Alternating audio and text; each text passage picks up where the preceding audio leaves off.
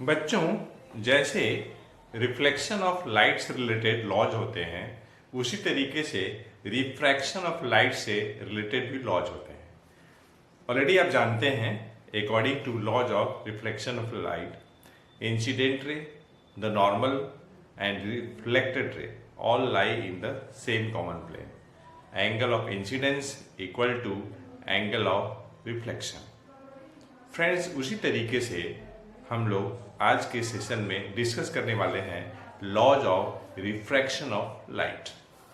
तो पहला जो लॉ है, इस लॉ के अनुसार इंसिडेंट रे, जैसे मान लीजिए कि हमारे पास ये कोई surface of separation of two media है। यह एक ऐसी सरफेस है जो दो मीडियम को सेपरेट कर रही है। हम मान लेते हैं ये एसिस डैश है। आप कोई भी आप लेबलिंग कर सकते हैं किसी भी लेटर के द्वारा। मैं एसिस डैश के द्वारा किया हूं। इसके ऊपर एक मीडियम है, इसके नीचे एक मीडियम है।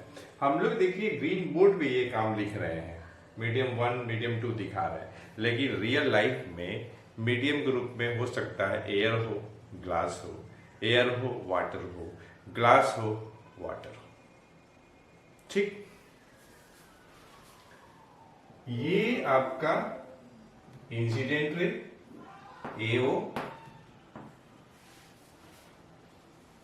इंसिडेंट रे एओ। अब नॉर्मल खींचना है तो हम ऐसी लाइन खींचेंगे, ऐसी लाइन खींचेंगे जो कि इंटरफेस से 90 बनाएगी। और ये नॉर्मल हम लोग डॉटेड दिखाते हैं, डॉटेड डॉटेड रहेगा, ये डॉटेड। मान लेते हैं ये जो नॉर्मल है mn है।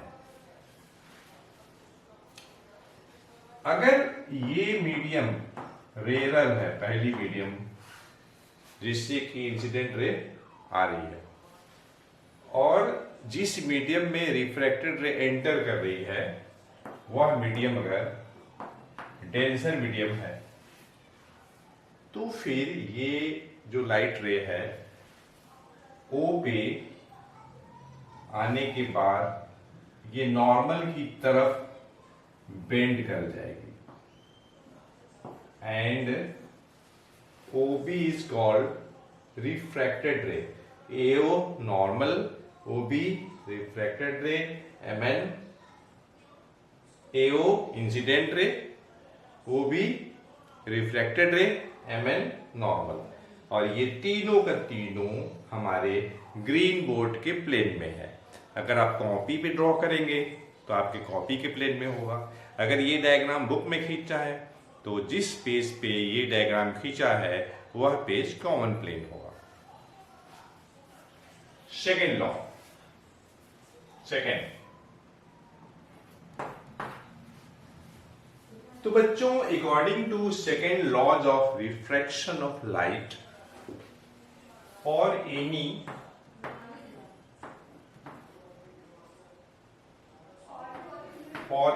Given pair of media,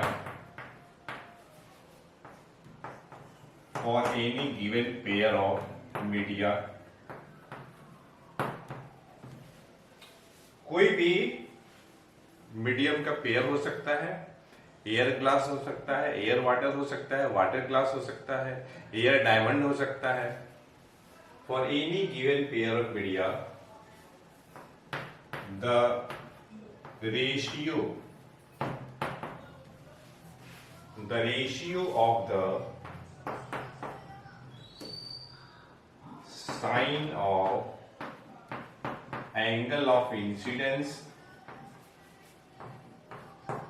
angle of incidence to the sign of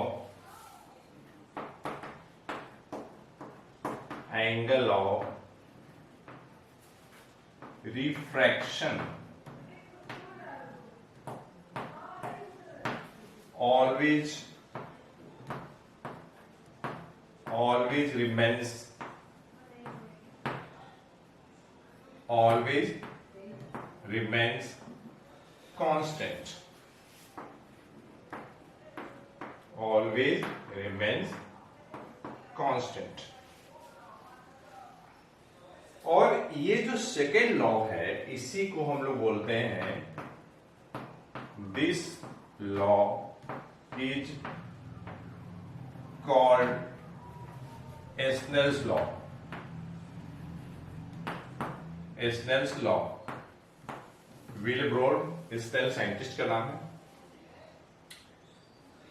पहला फिर से देखिए, the incident ray, AO incident ray है, normal MN, OB refracted ray, all lie in the same common plane.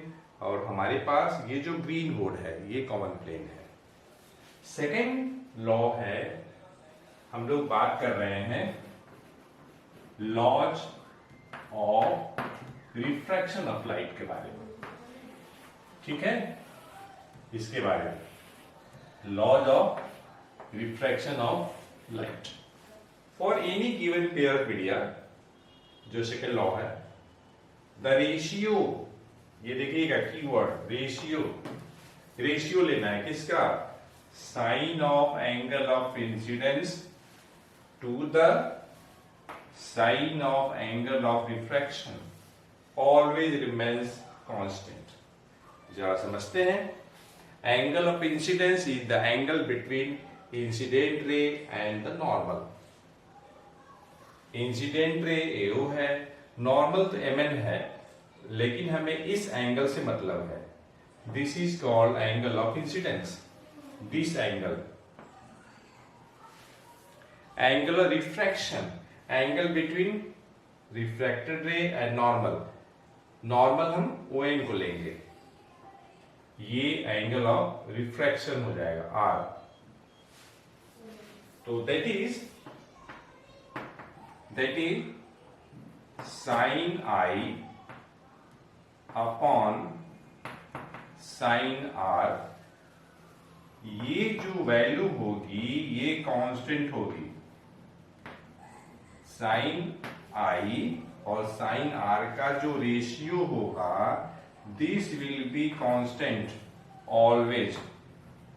ये हमेशा constant होगा।